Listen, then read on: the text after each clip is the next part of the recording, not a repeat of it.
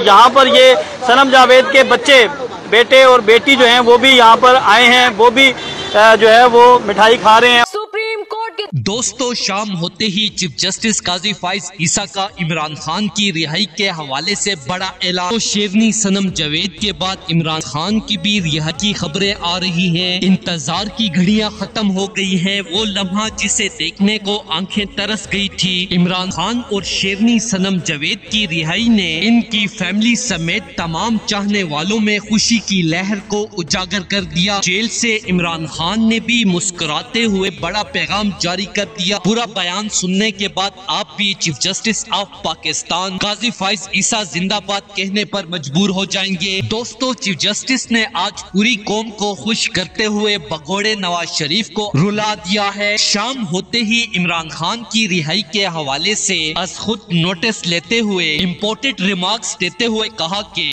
as far as the past is concerned, that's a different matter altogether.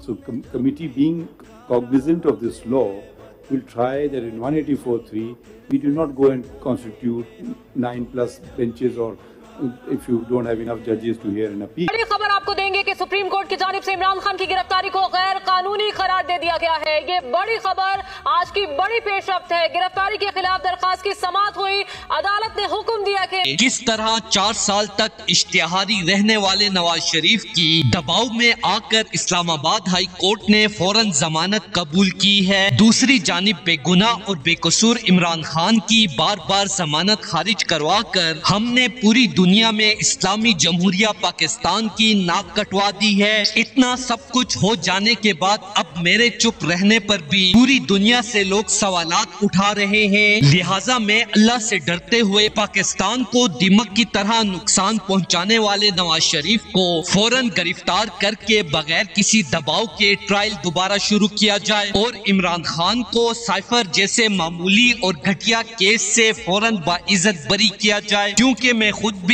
Imran Khan की ईमानदारी की गवाही देता हूं। दोस्तों, इस हवाले से अपनी राय का इजहार कमेंट सेक्शन में दें। वीडियो अच्छी लगे तो लाइक करें और इस चैनल को सब्सक्राइब करें।